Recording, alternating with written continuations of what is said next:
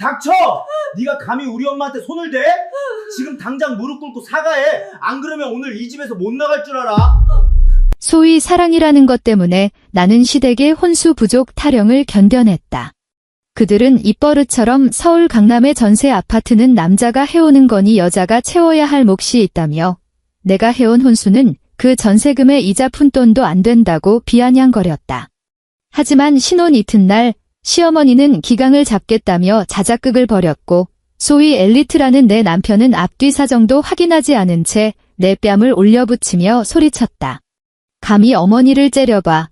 그 손찌검 한 번이 나를 완전히 깨우게 했다. 그들은 꿈에도 모를 것이다.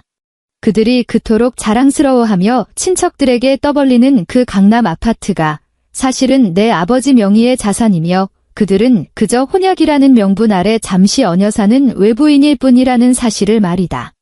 오늘 밤 나는 이 가족에게 진정한 길바닥 신세가 무엇인지 제 발등을 제가 찍는다는 말이 무슨 뜻인지 뼈저리게 가르쳐 줄 생각이다. 서울의 늦가을 새벽 공기에는 뼛속까지 파고드는 한기가 서려 있었다. 창밖은 아직 칠흑 같은 어둠에 잠겨 있었고 멀리 한강변의 가로등만이 희미한 빛을 내뿜으며 도시는 아직 잠에서 깨어날 준비조차 하지 않은 듯했다. 하지만 강남구의 이 고급 아파트 주방에서는 한은성이 벌써 얼음장처럼 차가운 물에 대파를 세 번째 헹구고 있었다. 시계 바늘은 새벽 5시 15분을 가리키고 있었다. 아이고, 손이 얼마나 굼뜨면 파 하나 써는데 사람 잡을 듯이 소리를 내니? 등 뒤에서 들려온 목소리에는 짙은 비음과 노골적인 가시가 돋쳐 있었다. 시어머니 김복자는 짙은 자줏빛 실크 잠옷 차림으로 주방문 틀에 기대 팔짱을 끼고 있었다. 퉁퉁 부은 그녀의 눈은 마치 사냥감의 빈틈을 찾는 맹수처럼 은성의 구부정한 등 뒤를 샅샅이 훑고 있었다. 은성은 식칼을 쥔 손가락에 힘을 주었다. 찬물에 오래 닿아 하얗게 질린 손마디가 옥신거렸다. 죄송합니다. 어머니. 좀 더 조심할게요. 은성은 목소리를 낮추며 최대한 순종적인 말투를 꾸며냈다. 조심. 김복자는 슬리퍼를 끌며 타박타박 소리를 내어 개수대 옆으로 다가왔다. 그녀는 검지 하나를 뻗어 채반에 받쳐 둔 시금치를 혐오스럽다는 듯 뒤적거렸다. 이거 봐라. 딱 봐도 덜 씻겼잖아. 요즘 젊은 것들은 집에 돈 좀 있다고 유세 떨더니 이런 기본도 못해. 우리 김씨 집안 법도의 아침상은 반드시 12첩 반상을 차려야 하는데 예전 같았으면 너 같은 며느리는 사당 문턱도 못 넘었어. 은성은 깊은 숨을 들이마셨다. 폐부로 들어오는 차가운 공기 덕분에 정신이 조금 맑아졌다. 그녀는 몸을 돌려 다시 수도꼭지를 틀었다. 물줄기가 쏴 쏟아지며 이미 깨끗한 시금치를 다시 헹궜다. 어머니, 이게 벌써 세 번째 헹구는 거예요. 내가 안 깨끗하다면 안 깨끗한 거야. 김복자가 갑자기 목소리를 높이며 수도꼭지를 거칠게 잠가버렸다. 그 힘이 얼마나 센지 은성은 반걸음 뒤로 물러나야 했다. 김복자의 얼굴에는 일그러진 쾌감이 걸려 있었다. 그것은 수십 년 시집살이를 견디고 마침내 시어머니가 되어 생사력 탈권을 쥐게 된 자의 우월감이었다. 그녀의 논리대로라면 눈앞에 이 며느리는 친정 살림이 넉넉할지 몰라도 김씨 집안에 들어온 이상 김씨 집안의 소유물이었다. 이 물 한 톤이 얼만지나 아니? 김복자는 수도꼭지를 삿대질하며 침을 튀겼다. 너희 같은 곱게 자란 아가씨들은 살림 무서운 줄을 몰라. 이 전세 보증금이 우리 민호가 얼마나 피땀 흘려 모은 돈인데 10원 한 장이 다 핏물이야. 너처럼 겉멋만 들어서 해온 그깟 혼수로는 이 집 관리비도 못 내. 은성은 고개를 숙인 채 새벽부터 물일로 거칠어진 자신의 손을 내려다보았다. 전세 보증금이라? 그녀는 속으로 차갑게 비웃었다. 그건 얼마나 우스꽝스러운 거짓말인가. 불과 석 달 전 양가 상견례를 할 때 김민호는 그녀의 손을 잡고 강남에서 제일 좋은 보금자리를 마련해주겠노라 호언장담했었다. 하지만 실상 그가 운영한다는 벤처 회사는 직원 월급도 밀리기 일보 직전이었다. 그럼에도 강남 노른자 위에 위치한 수십억 원짜리 이 아파트 계약서에는 김민호의 이름이 버젓이 적혀 있다. 적어도 김씨 집안 사람들의 머릿속에서는 그랬다. 은성의 뇌리에 아버지 이수철 회장의 안타까우면서도 단호했던 눈빛이 스쳤다. 은성아, 내가 그 녀석을 좋다니 아빠는 더 말리지 않으마. 이 집은 아빠가 너희에게 빌려주는 셈치자. 하지만 내 딸을 지키기 위해서라도 안전장치 하나는 해둬야겠다. 그 안전장치란 바로 아버지의 개인 금고에 보관된 전세거주 약정서와 부동산 실소유권 증명 서류였다. 하지만 지금 눈앞에서 기세등등하게 굴고 있는 시어머니를 보며 은성은 아무 말도 하지 않았다. 그녀는 그저 묵묵히 다시 식칼을 집어들고 시어머니가 트집 잡던 시금치를 썰기 시작했다. 탁, 탁, 탁. 도마와 칼날이 부딪히는 소리가 텅 빈 주방에 울려 퍼졌다. 살살 좀 해. 민호 깰라. 어제 접대하느라 늦게 들어와서 한창 잘 시간인데. 김복자가 옆에서 앙칼지게 소리치더니 급기야 손을 뻗어 은성의 팔꿈치를 고의로 툭 쳤다. 날카로운 칼날이 순식간에 방향을 잃고 은성의 검지 손톱 옆을 스치고 지나갔다. 앗! 은성은 짧은 신음을 삼키며 손을 움츠렸다. 선홍빛 핏방울이 순식간에 맺혀 올라왔다. 김복자는 잠시 멈칫하는가 싶더니 이내 눈을 흘기며 미안해하기는커녕 오히려 약점을 잡았다는 듯 굴었다. 거봐라, 거봐. 칼질 하나 제대로 못해서 피를 봐. 아침부터 재수없게. 얼른 닦아 음식에 피 떨어뜨리지 말고. 은성은 다친 손가락을 꽉 쥐었다. 통증이 신경을 타고 정수리까지 찌릿하게 올라왔다. 하지만 그 아픔보다 더 시린 것은 가슴속의 한기였다. 그녀는 냉장고로 가서 아들 먹일 고급 한약을 꺼내는 시어머니의 뒷모습을 바라보았다. 새벽부터 일어나 밥을 한 며느리는 물 한 잔도 마음대로 못 마시는데 말이다. 이게 내가 꿈꾸던 결혼 생활이었나. 아침 7시 식탁 위에는 은성이 2시간 동안 분주하게 움직인 결과물들이 차려졌다. 12가지 반찬이 한식 밥상 위에 정갈하게 놓였고 새벽 4시부터 핏물을 빼고 끓인 사골국에서는 진한 향기가 피어올랐다. 시아버지 김태식은 상석에 앉아 신문을 보며 눈길 한 번 주지 않았다. 시누이 김지은은 실크 잠옷 차림으로 하품을 하며 걸어 나와 손에 든 스마트폰으로 인스타그램 피드를 넘기기에 바빴다. 언니, 오늘 사골국은 왜 이렇게 밍밍해? 김지은은 국물을 한 숟가락 뜨자마자 인상을 찌푸리며 숟가락을 그릇에 던지듯 내려놓았다. 쨍! 하고 맑은 소리가 났다. 나파 싫어한다고 몇 번을 말해? 왜 자꾸 파를 이렇게 많이 넣어? 골라내고 먹으면 되잖아. 은성은 시아버지의 밥을 푸며 담담하게 대꾸했다. 헐. 지금 시누이한테 말버릇이 그게 뭐야? 김지은이 눈을 동그랗게 뜨며 마치 큰 모욕이라도 당한 듯 소리쳤다. 엄마. 언니 하는 꼴 좀 봐. 김복자가 주방에서 마지막 생선구이 접시를 들고 나오더니 식탁 위에 쿵 소리가 나게 내려놓았다. 됐다. 말 섞지 마라. 내 올케는 귀하게 자란 부잣집 딸이라 사람 섬길 줄을 몰라서 그래? 김복자는 비꼬는 말투로 쏘아붙이면서도 시선은 방금 안방에서 나온 아들을 향해 있었다. 김민호는 명품 로고가 박힌 홈웨어 차림에 까치집 지은 머리를 하고 나타났다. 얼굴에는 숙취로 인한 부기가 가득했다. 그는 의자에 털썩 주저앉으며 관자놀이를 꾹꾹 눌렀다. 아침부터 왜 이렇게 시끄러워? 머리 올려 죽겠네. 아이고, 우리 아들. 어서 해장국 좀 들어라.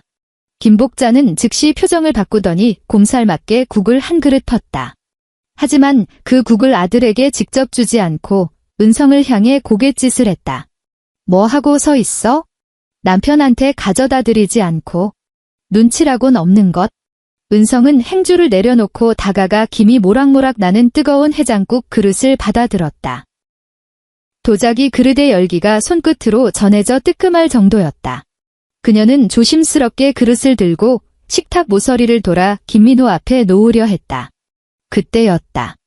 옆에 앉아있던 김복자가 갑자기 도와주려는 척 손을 뻗어 그릇 밑을 받치는 신용을 했다.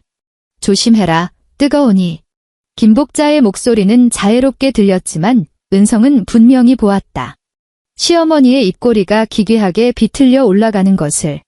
시어머니의 손가락이 그릇 밑바닥에 닿는 순간 그 쭈글쭈글한 손은 그릇을 받치는 대신 은세하고도 재빠르게 은성의 손목 안쪽 여린 살을 꼬집어 비틀었다. 손톱을 세워 살점을 뜯어낼 듯한 작심한 손길이었다. 아! 은성은 본능적으로 몸을 움츠리며 손가락에 힘이 풀렸다. 그 찰나의 순간 뜨거운 해장국 그릇이 허공에서 균형을 잃었다. 하지만 그것은 단순한 실수가 아니었다.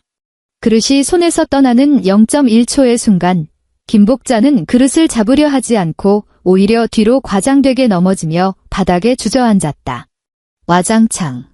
뜨거운 국물은 김복자의 몸이 아니라 대부분 식탁보 위로 쏟아졌고 고작 몇 방울만이 김복자의 바지 끝단에 튀었을 뿐이었다.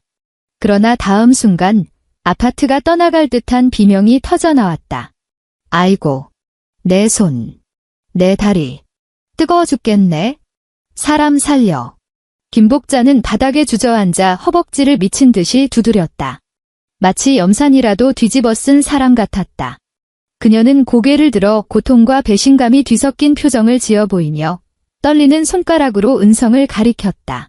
며느라, 내가 어쩜 이렇게 독할 수가 있니? 내가 그저 그릇 좀 받쳐주려 했는데 그걸 일부러 나한테 쏟아. 이 늙은 시어미를 쪄 죽일 셈이냐?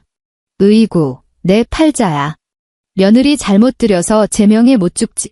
은성은 멍하니 서 있었다. 그녀는 바닥에서 뒹구는 시어머니를 보다가 욱신거리는 자신의 손목 안쪽을 내려다보았다.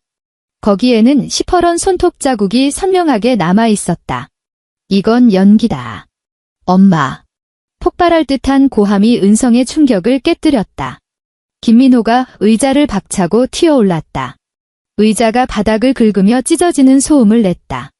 그는 식탁 위의 국물 자국도 어머니가 진짜 다쳤는지도 확인하지 않았다. 마치 붉은 천을 본 투우처럼 눈이 뒤집혀 은성에게 돌진했다. 짝! 살과 살이 부딪히는 파열음이 아까 도마 소리보다 100배는 더 크게 울렸다. 은성은 눈앞이 번쩍하는 것을 느꼈다. 엄청난 충격에 고개가 획 돌아갔고 중심을 잃은 몸이 뒤에 있던 냉장고에 쿵 하고 부딪혔다. 귓가에서 삐 하는 이명이 들려왔다. 마치 수천 마리의 매미가 동시에 우는 것 같았다. 입안에서는 비릿한 쇠맛이 났다. 그녀는 화끈거리는 뺨을 감싸쥐고 믿을 수 없다는 눈으로 고개를 들었다. 눈앞의 남자는 그녀가 2년 동안 사랑했던 남편이었다. 한강변에서 무릎을 꿇고 평생 지켜주겠노라 맹세했던 그 남자. 지금 그는 짐승 같은 눈으로 그녀를 내려다보고 있었다. 눈빛에는 일말의 연민도 없이 오로지 혐오와 폭력성만이 번들거렸다. 이수민, 너 미쳤어. 결혼하고 첫날 아침부터 어른한테 행패를 부려? 이게 그 잘난 내 아버지가 가르친 가정교육이야? 김민호는 은성의 코앞에 대고 삿대질을 해댔다. 침이 튀었다. 당장 엄마한테 사과해. 무릎 꿇어. 바닥에 주저앉은 김복자는 여전히 곡소리를 내고 있었지만 손가락 틈새로 은성은 분명히 보았다. 시어머니의 눈 밑을 스치고 지나가는 섬뜩한 승리의 미소를. 옆에 있던 시누이 김지은은 스마트폰을 들어 은성의 헝클어진 모습을 찍고 있었다. 입가에는 비릿한 조소가 걸려 있었고 손가락은 바쁘게 움직이며 이 상황을 친구들에게 실시간으로 중계하는 듯 했다. 그리고 소위 가장이라는 시아버지는 여전히 그 자리에 앉아 태연하게 생선살을 발라 입에 넣고 있었다. 마치 눈앞의 소란이 TV 드라마라도 되는 양. 그 순간 은성의 눈에 세상이 느리게 흘러가는 것처럼 보였다. 남편의 목에 솟은 핏대, 시어머니의 가짜 눈물, 시누이의 스마트폰 액정에서 반사되는 차가운 빛. 이 소위 가족이라는 것들의 껍데기가 벗겨지고 그 안에 숨겨져 있던 곰팡이 슬고 썩어 문드러진 밑바닥이 적나라하게 드러났다. 이게 진짜였구나. 사랑도 엘리트 집안도 없었다. 이들은 그저 아버지가 마련해준 집에 기생하며 내 피를 빨아먹고 그 피가 달지 않다며 투정 부리는 흡혈귀 떼일 뿐이었다. 은성은 천천히 뺨을 감싸던 손을 내렸다. 왼쪽 뺨은 이미 부어올랐고 하얀 피부 위에 5손가락 자국이 붉게 도드라져 있었다. 터진 입술에서 흘러나온 피 한 줄기가 턱을 타고 낡은 앞치마 위로 뚝 떨어졌다. 그녀는 울지 않았다. 오히려 그녀의 눈빛은 전례 없이 맑게 가라앉았다. 늘 상냥하고 순종적이던, 때로는 사랑받으려 애쓰던 그 눈빛은 사라지고 보는 사람을 서늘하게 만드는 정막만이 남았다. 그것은 빙하가 쪼개지기 직전의 고요함이었다. 사과요. 은성의 목소리는 작았지만 김복자의 통곡 소리를 뚫고 또렷하게 들려왔다. 그녀는 엄지손가락으로 입가의 피를 쓱 닦아냈다. 마치 값비싼 립스틱을 지우듯 우아한 동작이었다. 김민호 씨, 똑바로 보세요. 국물은 어머니 몸에 닿지도 않았어요. 김민호는 멈칫하며 무의식적으로 어머니를 쳐다봤다. 김복자의 바지에는 정말 국물 자국 몇 개만 묻어 있을 뿐 화상은커녕 붉어진 곳도 없었다. 들통이 난 김복자는 당황하기는커녕 더 크게 악을 썼다. 아이고, 몸에 난 상처보다 마음의 상처가 더 아픈 법이다. 내가 며느리 잘 되라고 한 소리 한 건데 나를 이렇게 취급해? 민호야, 내가 살아서 뭐하니? 죽어야지, 죽어야 해. 어머니의 곡소리를 들은 김민호는 찰나의 이성마저 효심이라는 명분 아래 날려버렸다. 어디서 말대꾸야. 김민호가 다시 손을 치켜들었다. 안 꿇어. 오늘 내가 빌 때까지 이 문 밖으로 한 발짝도 못 나갈 줄 알아. 은성은 허공에 멈춘 그 손을 피하지 않았다. 대신 김민호의 눈을 똑바로 응시했다. 그 시선은 마치 수수룡 메스처럼 예리하게 그가 두르고 있는 허세를 갈라버렸다. 방금 그 손찌검이 우리 사이에 남은 마지막 정을 끊었어. 은성은 천천히 허리에 묶인 앞치마 끈을 풀었다. 달콤한 신혼이라는 자수가 놓인 그 앞치마는 요리를 배우겠다며 그녀가 직접 고른 것이었다. 지금 보니 그 문구가 그토록 역겨울 수가 없었다. 그녀는 앞치마를 바닥에 툭 떨어뜨렸다. 마치 쓰레기를 버리는 듯한 가벼운 손짓이었다. 너 지금 뭐 하는 거야?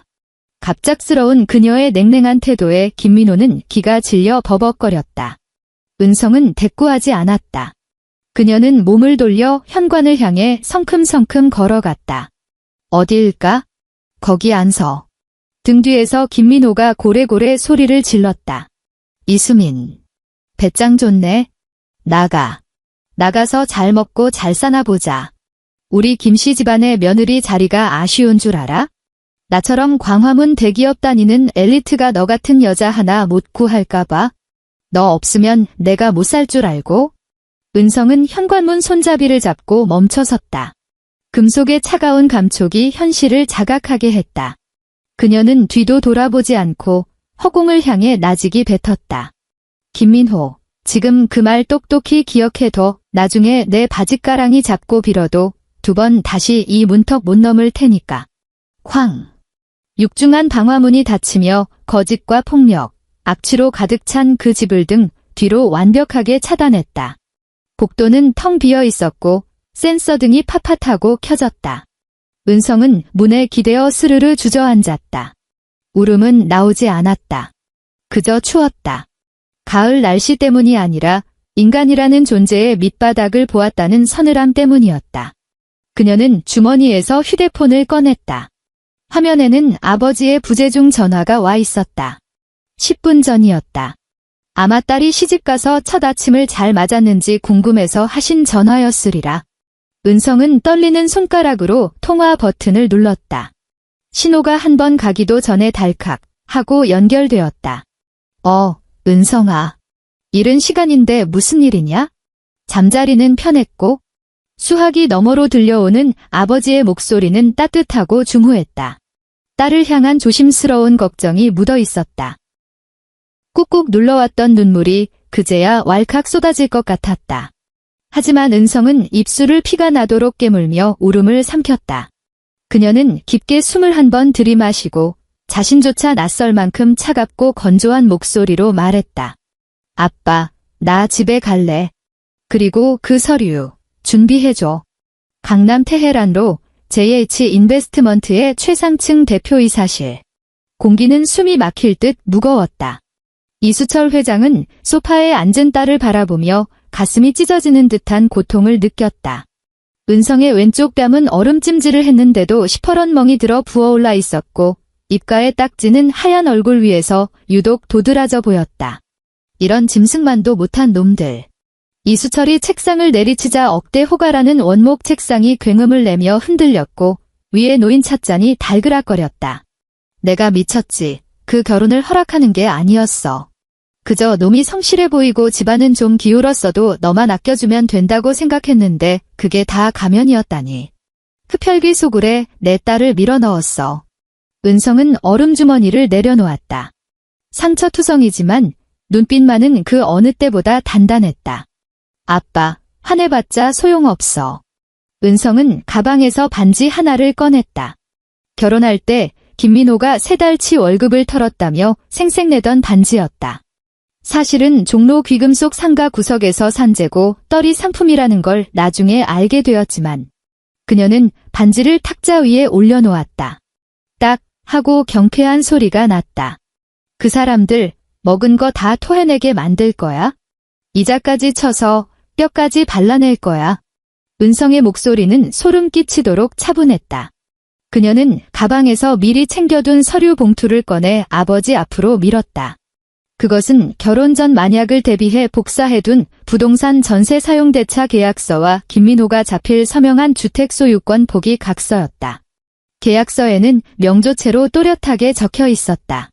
별표 부동산 소재지 서울특별시 강남구 XX동 자이 아파트 101동 1502호 별표 소유주 이수철 JH 인베스트먼트 대표 별표 거주자 김민호 및 그 가족 별표 특약 3조 2항 거주자가 소유주의 직계 비속 한은성 에게 신체적 정신적 위해를 가할 시 소유주는 즉시 계약을 해지하고 72시간 내 퇴거를 명할 수 있다. 별표 특약 4조 1항 거주기간 발생한 모든 관리비 및 제세 공과금은 거주자가 부담한다. 체납 시 거주자 명의의 자산에서 강제 집행한다. 별표 이수철은 서류를 내려다보았다. 그의 눈에 서려있던 분노가 차가운 살기로 바뀌었다. 산전수전 다 겪으며 이 자리까지 올라온 기업가의 본능이 깨어났다. 은성아, 어떻게 하고 싶니? 이수철은 딸을 바라보았다. 마냥 예교 많고 웃음 많던 막내딸은 온데간데 없었다. 그 자리에는 자신의 피를 이어받은 반격할 줄 아는 전사가 앉아 있었다. 은성은 자리에서 일어나 통유리창 앞으로 걸어갔다. 발 아래로 바쁘게 돌아가는 서울 도심이 내려다보였다. 첫 번째, 집부터 빼야지. 그녀는 뒤를 돌아 아버지를 보았다. 김 사장님한테 전화해줘요. 이 구역에서 제일 독하기로 소문난 부동산 중개인이라면서요? 당장 즉시 퇴거 절차 밟으라고 하세요. 사유는 불법 점유 및 악의적 상해. 은성의 시선이 아버지 책상 위에 전화기로 옮겨갔다. 그리고 아빠 기억나? 김민호가 자기네 회사에 지분 넣겠다고 설칠 때 아빠한테 보증서 달라고 빌어서 우리 은행에서 청년 창업 대출 받은 거 대충 1억 원 정도 됐던가? 이수철이 고개를 끄덕였다. 그랬지? 놈이 기특해 보여서 내가 연대 보증서 줬어. 그게 그 인간이 회사에서 어깨 펴고 다니는 유일한 동아줄이야. 은성이 차갑게 웃었다. 보증인으로서 채무자에게 심각한 도덕적 해이와 가정 파탄의 귀책 사유가 발생하면 은행에 지급 정지 요청하고 조기 상환 청구할 수 있지 않나? 이수철의 눈이 번뜩였다. 그는 수화기를 들며 잔인한 미소를 지었다. 물론이지. 지금 당장 여신관리부 박 부장한테 전화하마. 보증 철회한다고? 내 신용으로 빌린 돈이니 내가 거두는 게 맞지? 은성은 다시 소파에 앉아 탁자 위에 싸구려 반지를 응시했다. 이제 시작이다. 그녀가 빼앗으려는 건 단순히 집이 아니었다. 김민호가 목숨처럼 여기는 그 얄팍한 엘리트라는 자존심, 그리고 시어머니 김복자가 그토록 집착하는 채면 그 모든 것을 바닥으로 끌어내릴 것이다. 여보세요, 박 부장인가? 나 이수철이네. 아버지의 목소리가 사무실을 울렸다. 한마디 한마디가 김민호의 인생을 끝장내는 선고와도 같았다. 김민호 앞으로 나간 그 대출건 말이야 그래? 내가 지금 채무자의 상환 능력을 심각하게 의심하고 있어. 보증인으로서 보증 철회하겠네. 그래, 즉시 리스크 관리팀 가동해. 놈의 계좌란 계좌는 싹 다 동결시켜. 은성은 눈을 감았다. 마치 김민호의 휴대폰 진동 소리가 귓가에 들리는 듯 했다. 그것은 지옥문이 열리는 소리였다. 징, 징. 같은 시각, 강남의 그 아파트 거실. 김민호는 소파에 앉아 지끈거리는 머리를 감싸 쥐고 있었다. 옆에서는 어머니 김복자가 여전히 앓는 소리를 하며 저주를 퍼붓고 있었다. 그 망할 년이 감히 집을 나가? 어디 밖에서 며칠이나 버티나 보자. 기어 들어오면 내가 현관 앞에 사흘 밤낮을 무릎 꿇려 놓을 거야. 김지은도 거들었다. 오빠, 언니 카드 뺏고 내쫓았어야지. 나 저번부터 봐둔 샤넬백 사달라고 하려 했는데 짜증나게. 아, 좀 조용히 해. 머리 올린다고. 김민호가 신경질적으로 소리쳤다. 걱정 마. 며칠 있으면 장인어른이 와서 싹싹 빌 거야. 그때였다. 탁자 위에 올려둔 김민호의 스마트폰이 요란하게 진동했다. 화면이 켜지며 불길한 빛을 뿜어냈다. 은행에서 온 문자 메시지였다. 평소에 오던 광고 문자가 아니었다. 스마트폰의 음성 안내 기능이 켜져 있었는지 아니면 환청인지 모를 기계적인 목소리가 김민호의 뇌리에 박혔다. 우리 은행입니다. 고객님, 보증인의 보증 철회로 인해 고객님의 신용대출 계좌 끝자리 9982번이 동결되었습니다. 금일 자정까지 원금 및 이자 합계 1억 234만 원을 전액 상환해 주시기 바랍니다. 미상환 시 법적 절차에 따라 가압류가 진행될 예정입니다.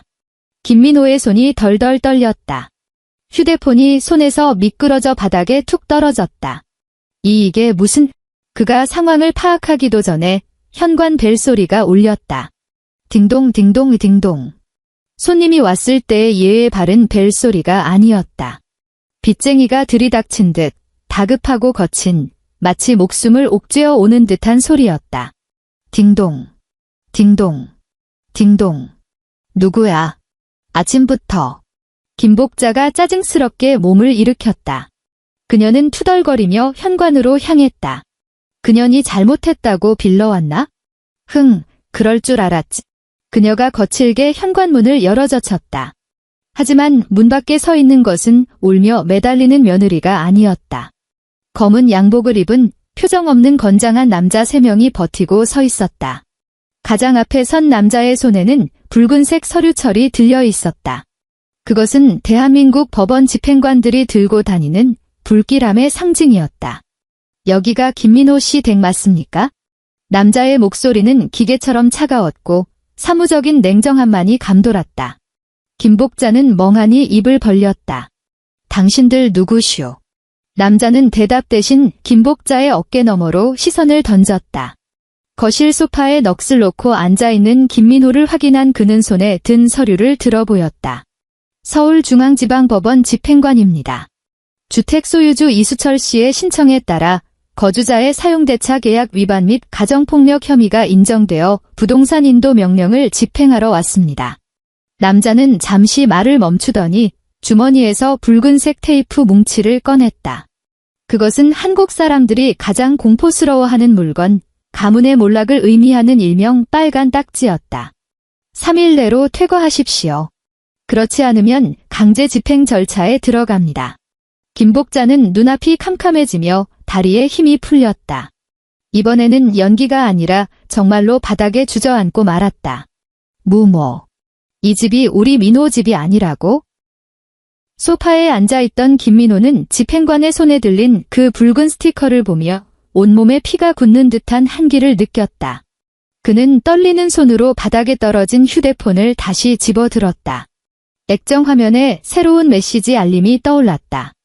함께 회사를 운영하던 동업자에게서 온 메시지였다. 김민호, 이 회장님이 방금 모든 엔젤 투자를 철회하셨어. 그리고 내가 학력 위조하고 자산 부풀린 거 이사회에 다 알리셨다. 너 해고야. 회사 나올 생각 마라. 내 짐은 이미 경비실에 내놨으니까. 창밖으로 마침내 태양이 떠올랐다. 통유리 창을 통해 쏟아져 들어온 햇살이 거실을 비췄다. 하지만 그것은 희망의 빛이 아니라 가족의 치부를 낱낱이 드러내는 심판의 조명이었다. 김민호는 입을 크게 벌리고 비명을 지르려 했지만 목소리가 나오지 않았다. 목구멍에 손뭉치가 꽉 들어찬 것처럼 절망이 숨통을 조여왔다. 같은 시각 몇 킬로미터 떨어진 JH타워의 최상층 대표실. 은성은 따뜻한 아메리카노 한 잔을 들고 창밖에 분주한 출근길 차량 행렬을 내려다보고 있었다. 그녀는 커피잔 위로 피어오르는 하얀 김을 후 불었다. 김이 흩어지는 모습이 마치 그녀의 지난 2년 같았다. 게임은 시작됐어. 아니, 이건 게임이 아니다. 이건 처형이다. 그녀는 휴대폰을 들어 강남 엄마들의 모임, 길명 맘카페 앱을 실행했다. 그녀의 손가락이 새 글쓰기 버튼 위에서 잠시 멈췄다. 제목은 이미 정해져 있었다. 강남 전세 아파트에 기생하며 아내 때리는 무늬만 엘리트 사기꾼을 고발합니다. 은성의 입꼬리가 살짝 올라갔다. 그녀의 손가락이 가차없이 확인 버튼을 눌렀다. 클릭. 전송 완료. 그 게시물은 마치 정화조에 던져진 폭례처럼 서울의 거대한 온라인 네트워크를 뒤흔들 준비를 마쳤다. 은성이 화면에서 손을 떼고 불과 10분도 지나지 않아 김씨 일가가 그토록 자랑스러워하던 강남 아파트 안의 공기는 영안실처럼 싸늘하게 식어 있었다. 창밖의 햇살은 눈부셨지만 핏발선 김민호의 눈동자까지는 비추지 못했다. 그는 소파에 널브러져 이미 액정에 금이 간 휴대폰을 생명줄처럼 쥐고 있었다. 창백한 얼굴 위로 휴대폰 불빛만이 어른거렸다. 징. 휴대폰이 짧게 진동했다. 이어서 두 번째 진동이 울렸다. 징. 그리고 곧이어 심장이 옥죄어 올 만큼 연속적인 진동이 시작되었다. 마치 수백 마리의 파리떼가 휴대폰 케이스 안에 갇혀 미친 듯이 날개짓을 하는 것 같았다. 뭐야? 누가 자꾸 연락을 해대? 김지은이 뜯지도 않은 택배 상자, 더미 속에서 짜증스럽게 고개를 들었다. 그녀는 투덜거리며 자신의 휴대폰을 집어들었다가 인스타그램 알림창을 보고 굳어버렸다. 기껏해야 수백 명의 팔로워끼리 서로 칭찬이나 주고받던 계정의 다이렉트 메시지함의 빨간 숫자가 공포스러운 속도로 치솟고 있었다. 99+. 김지은은 의아한 표정으로 화면을 밀어서 잠금을 해제했다.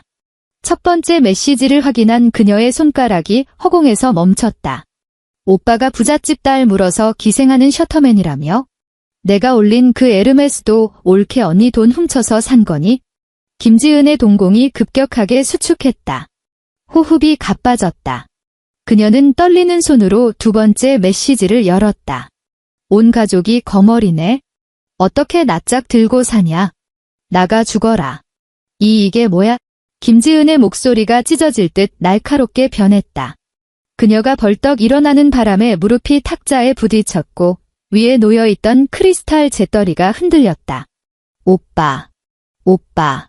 전현이 지금 무슨 짓을 한 거야? 하지만 김민호는 여동생의 비명에 대꾸할 여력이 없었다. 방금 걸려온 전화 한 통 때문이었다. 대학 동문회 단톡방의 방장이자 평소 강남 클럽 룸을 잡고 함께 어울리며 형님 동생 하던 절친이었다. 여보세요, 태준아. 내 말 좀 들어봐. 그 글은 사실이 아니고. 김민호는 다급하게 변명을 시도했다. 목소리에는 비굴한 떨림이 섞여 있었다. 민호야. 수화기 너머의 목소리에는 예전의 친근함은 온데간데없고 오물이라도 피하려는 듯한 냉막함만이 흘렀다. 배경음으로 억눌린 비웃음 소리까지 들려왔다. 너 그냥 단톡방 나가라. 애들이 다 수군데. 장인어른 돈으로 부자 행세하고 마누라 팼다며? 우리가 친구긴 하지만 너도 알잖아. 우리 다 대기업 다니는데 이런 구설수 엮이는 거 질색인 거 이 친구들 난처하게 하지 말고 알아서 정리해라. 뚜. 전화가 끊어지는 소리가 김민호의 뺨을 후려치는 것 같았다. 그가 휴대폰을 내려놓기도 전에 평소 그가 가장 존경한다며 따르던 교회 목사의 전화가 걸려왔다. 김 형제님. 목사의 목소리는 자비로운 척 포장되어 있었지만 그 안에는 단호한 거절이 담겨 있었다. 방금 당회에서 긴급회의를 했습니다. 인터넷에 도는 가정폭력 증거가 너무 명백하더군요. 교회의 거룩함을 지키기 위해 형제님과 모친께서는 당분간 주일 예배 출석을 자제해 주십시오. 그리고 청년부에서 하기로 했던 간증 집회도 취소되었습니다. 김민호는 목구멍에서 비릿한 피맛이 올라오는 것을 느꼈다. 지난 5년 동안 서울 상류사회라는 울타리 안에서 공들여 쌓아 올린 그의 이미지가 모래성처럼 파도 한 번의 흔적도 없이 쓸려나가고 있었다. JH 인베스트먼트 사위라는 타이틀도 강남 아파트라는 주소지도 사라진 지금 그는 그저 지방에서 올라온 빈털터리, 주제 파악 못한 촌놈일 뿐이었다. 내 얼굴 다 팔렸다. 그제야 상황 파악이 끝난 김복자가 비명을 질렀다. 딸이 들이민 휴대폰 화면에는 은성이 올린 CCTV 캡처 사진이 선명했다. 그녀가 혼자 헐리우드 액션으로 넘어지는 장면, 그리고 붉은 동그라미로 강조된 전세거주 약정서 사진까지. 베스트 댓글 하나가 그녀의 눈을 찔렀다. 거지가 왕궁에 살고 싶었나 보네. 저 할망구 연기는 오스카 여우주연상 감이다. 진짜 역겨워. 김복자는 가슴이 조여오는 통증을 느꼈다. 이번엔 연기가 아니었다. 정말로 세상이 빙글빙글 도는 것 같았다. 그녀는 가슴을 움켜쥐고 습관처럼 소파로 쓰러지며 앓는 소리를 냈다. 아이고 나 죽는다. 저 천하에 죽일려니 시어미를 말려주기네. 민호야. 빨리 구급차 불러라. 하지만 이번에는 아무도 그녀를 부축하러 달려오지 않았다. 김민호는 여전히 텅 빈 눈으로 휴대폰을 노려보고 있었다.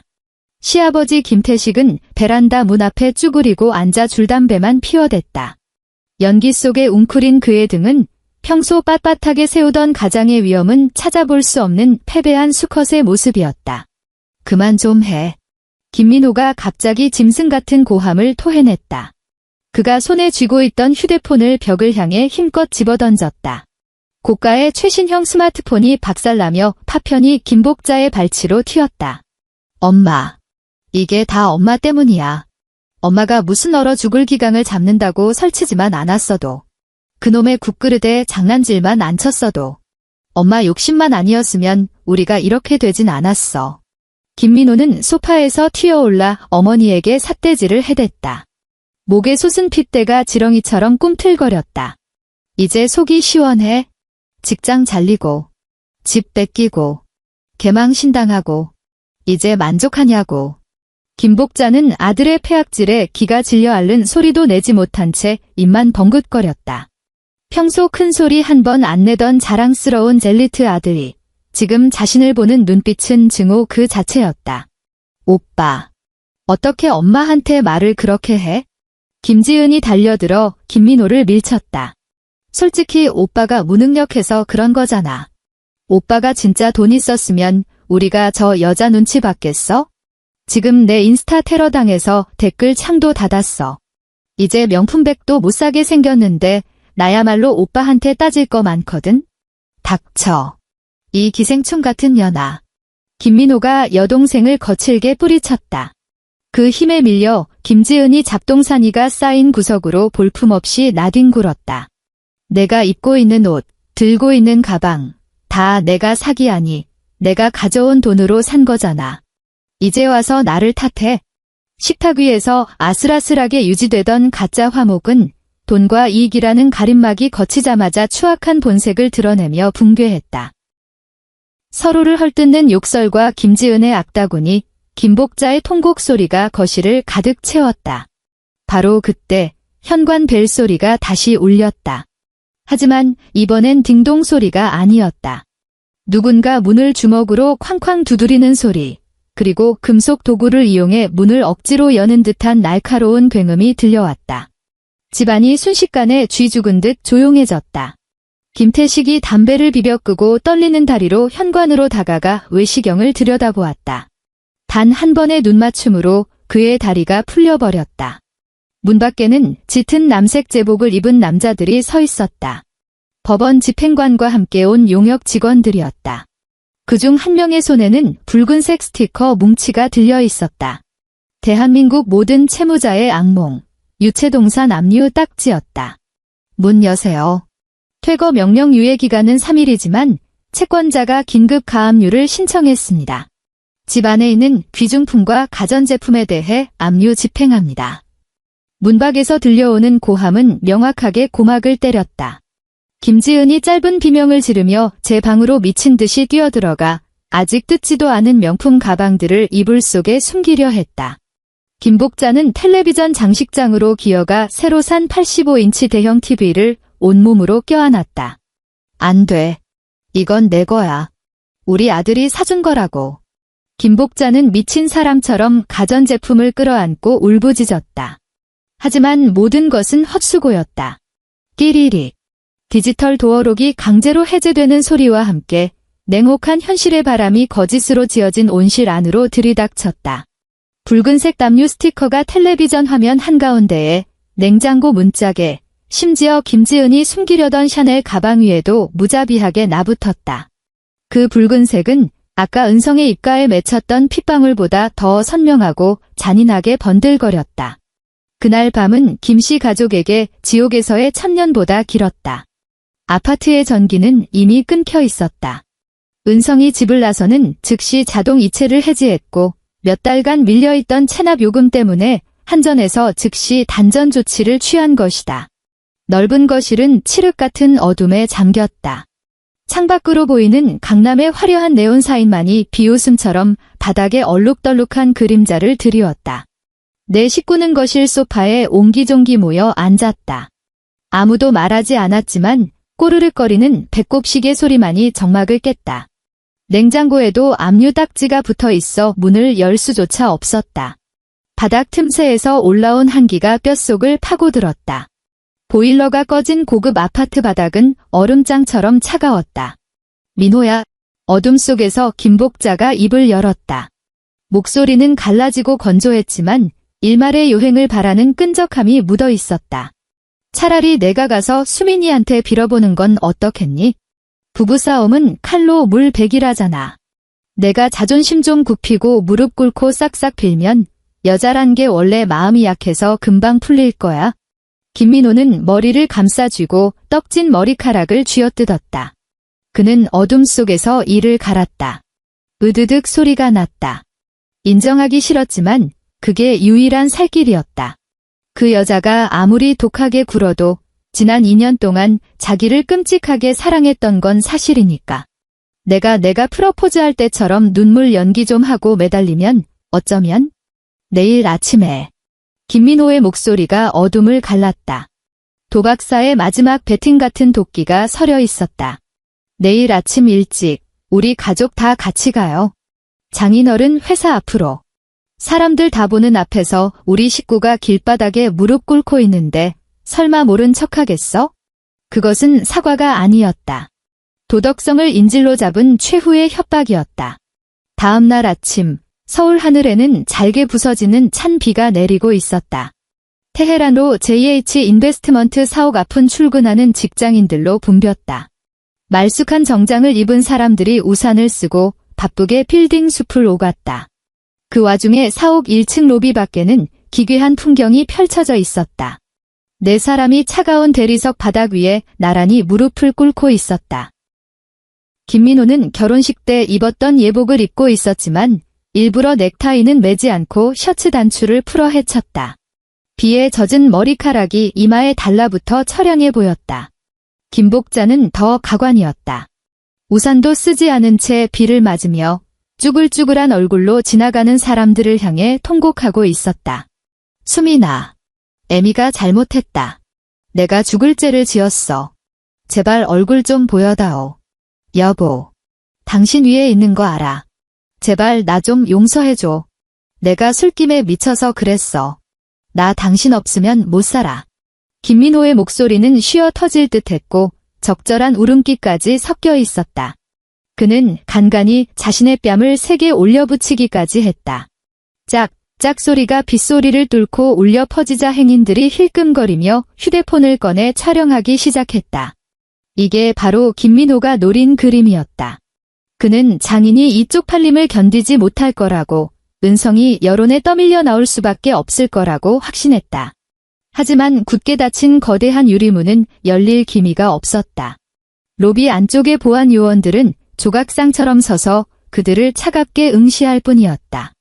그리고 사옥 최상층의 대표실. 은성은 김이 모락모락 나는 커피잔을 들고 통유리창 앞에 서 있었다. 그녀는 발 아래 빗속에서 꿈틀거리는 작은 점들을 개미 보듯 내려다보았다. 그녀의 눈동자는 고요했다. 한때 심장을 뛰게 했던 남자가 진흙탕에 무릎 꿇은 모습을 보는데도 마음에는 잔물결 하나 일지 않았다. 이사님, 경찰 불러서 해산시킬까요? 등 뒤에서 비서가 조심스럽게 물었다. 아니요. 은성은 커피를 한 모금 마셨다. 혀끝에 닿는 쓴맛이 정신을 맑게 깨웠다. 그냥 두세요. 저 사람들 평생 저렇게 연기할 기회도 오늘이 마지막일 테니까. 그녀는 책상으로 돌아가 인터폰 버튼을 눌렀다. 건물 외부 스피커와 연결된 방송 장치였다. 건물 밖, 빗속에서 열연을 펼치던 김씨 가족의 머리 위로 갑자기 목소리가 쏟아졌다. 확성기를 통해 증폭된 은성의 목소리였다. 차갑고 기계적이며 아득히 높은 곳에서 내려꽂히는 심판의 소리. 김민호 씨, 그 값싼 눈물 좀 거두지? 정말 추해 보여. 김민호가 화들짝 놀라 고개를 들었다. 그는 허공에 매달린 CCTV 카메라를 향해 소리쳤다. 수민아. 수민이 너니? 나 아직 사랑하는 거 다 알아.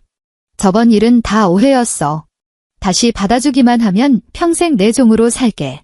우리 엄마도 다 고친대. 그치 엄마? 김복자가 카메라를 향해 미친 듯이 머리를 찧었다. 쿵쿵 소리가 났다. 그럼 그렇고 말고. 아가, 내가 노망이 났었나 보다. 앞으로 집안일은 내가 다 할게. 넌 손에 물 한 방울 안 묻히게 해주마. 제발 집만은 뺏지 말아다오. 우리 민호 회사도 좀 살려주고. 은성은 모니터에 비친 콧물과 빗물이 뒤섞여 일그러진 노파의 얼굴을 보며 구역질을 느꼈다. 이게 내가 가족이라고 믿었던 사람들의 실체다. 내가 억울함을 참아가며 지키려 했던 그놈의 체면의 민낯이다. 이익 앞에서는 자존심 따위 젖은 휴지 조각보다도 못하게 내던지는 사람들. 잘 들어. 은성의 목소리가 다시 울렸다. 우린 혼인 신고 안 했어. 그러니까 이혼 소송도 필요 없어. 그냥 사실혼 파기야. 그리고 지금 거기서 무릎 꿇고 구걸하는 것들. 그녀는 잠시 말을 멈췄다. 목소리에 서늘한 조소가 실렸다. 집은 내 명이고 직장은 내가 자초해서 잘린 거고 빚은 내 손으로 사인한 거야. 너희가 좋아하는 그 법도대로 해. 자본주의 사회의 법도 말이야. 돈 없고 능력 없으면 강남 살 생각 꿈도 꾸지 마. 이수민, 너 어떻게 이렇게 매정해? 하룻밤만 자도 부부라는데? 김민호가 짐승처럼 울부짖었다. 매정하다다고? 은성이 코웃음을 쳤다. 내 엄마 체면 세워준다고 내 뺨 때릴 때, 내가 피 흘리는 거 보면서 온 가족이 비웃을 때, 그게 진짜 매정한 거야? 김민호, 지금 내 꼴을 봐. 그게 딱 내 본 모습이야. 더는 역겨우니까 내 눈앞에서 사라져. 뚝. 방송이 끊겼다. 김민호가 빗속에서 고래고래 소리를 지르고 저주를 퍼붓고 급기야 유리문을 향해 돌진해도 문은 열리지 않았다. 상류 사회로 통하는 문은 영원히 닫혔다. 30분 뒤 퀵서비스 오토바이 한 대가 빗물을 튀기며 그들 앞에 멈춰섰다. 헬멧을 쓴 기사가 표정 없이 김민호에게 작은 종이 상자를 내밀었다. 착불입니다. 10,000원. 김민호는 떨리는 손으로 상자를 찢듯이 열었다. 그 안에는 색이 바랜 싸구려 금반지 하나가 덩그러니 놓여 있었다. 그게 전부였다. 편지도 미련도 없이 아주 깔끔하고 완벽한 폐기 처분이었다. 빗줄기가 굵어졌다. 차가운 빗물이 김민호의 셔츠 깃으로 파고들었다. 그는 손바닥 위에 반지를 내려다보다가 울음인지 웃음인지 모를 기괴한 소리를 내지르며 빗물 꼬인 바닥으로 쓰러졌다. 에필로그 1년 후. 경기도 외곽의 어느 낡은 주택가. 하수구 역류 냄새가 진동하는 골목이었다. 창문의 절반이 땅 밑에 묻힌 반지하 셋방. 와장창. 곰팡이 낀 창문 틈으로 접시 깨지는 소리가 새어나왔다. 이어서 여자의 앙칼진 욕설이 골목을 울렸다. 마셔라, 마셔. 아주 술에 빠져 죽어라. 오늘 또 집주인 와서 월세 독촉하고 갔어. 이 인간 쓰레기야. 나가서 돈이라도 벌어오라고. 습하고 어두운 방 안으목이 늘어난 티셔츠를 입은 김복자가 바닥에 널브러진 살덩이를 향해 악을 쓰고 있었다. 1년 사이 그녀는 10년은 늙어 보였다. 곱게 말았던 파마머리는 개털처럼 헝클어졌고 얼굴에는 삶에 찌든 도끼만이 가득했다. 바닥에 살덩이가 꿈틀거리며 돌아누웠다. 퉁퉁 붓고 수염이 덥수룩한 김민호의 얼굴이었다. 그의 손에는 싸구려 소주병이 들려 있었고 눈동자는 초점 없이 흐릿했다. 신용불량자가 된 그는 휴대폰 개통도 통장 개설도 할 수 없었다. 이 고도화된 정보사회에서 그는 투명 인간이나 다름없었다. 배달 앱라이더 등록조차 할 수 없어 가끔 인력사무소에 나가 현금을 받아 술로 탕진하는 게 일상의 전부였다. 아, 시끄러워. 김민호가 웅얼거리며 등을 돌렸다. 벽지에는 검은 곰팡이가 피어 있어 마치 그를 비웃는 사람 얼굴처럼 보였다. 방구석에는 한때 명품이 아니면 걸치지도 않던 김지은이 편의점 조끼를 입은 채 동전을 세고 있었다. 대학은 중퇴했고 빚쟁이들을 피해 이름도 모르는 동네 편의점 두 곳을 오가며 알바를 뛰고 있었다. 엄마, 그만 좀 해. 옆집에서 또 신고한다고. 김지은이 영혼 없는 목소리로 중얼거렸다. 이게 다 그년 때문이야. 그년만 아니었어도. 김복자는 주문처럼 그 이름을 되뇌었다. 증오만이 그녀를 살게 하는 유일한 동력인 것처럼. 같은 시각, 서울 강남의 JH타워. 은성은 밝은 회의실에서 JH 인베스트먼트의 신임 본부장으로서 보고를 받고 있었다. 몸에 딱 맞는 정장을 입고 머리를 단정하게 올린 그녀의 모습에서는 자신감이 배어나왔다. 한 본부장님, 이번 분기 수익률 보고서입니다. 예상치보다 20% 상회했습니다. 은성이 옅은 미소를 지으며 고개를 끄덕였다. 수고했어요. 오늘 회식은 제가 쏘죠. 회의가 끝나고 그녀는 로비로 내려왔다.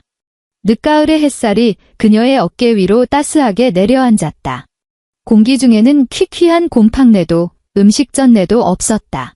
오직 자유의 냄새만이 감돌았다. 그녀가 자신의 차 문을 열려는 순간 핸드백 안의 휴대폰이 짧게 진동했다. 뉴스 알림이었다. 사회면 경기도 모 반지하 주택서 가정폭력 소동 만취한 30대 남성. 노모 폭행 혐의로 입건. 은성의 손가락이 액정 위에서 1초간 멈췄다. 그녀는 뉴스를 클릭하지 않았다. 대신 가볍게 옆으로 밀어 알림을 지워버렸다. 마치 어깨에 내려앉은 먼지 한 톨을 털어내듯이. 그녀는 운전석에 올라 시동을 걸었다. 차가 부드럽게 미끄러져 나가며 넓고 환한 대로를 향해 질주했다. 백미러 속의 풍경은 빠르게 멀어졌고 그녀는 다시는 뒤를 돌아보지 않았다. 끝.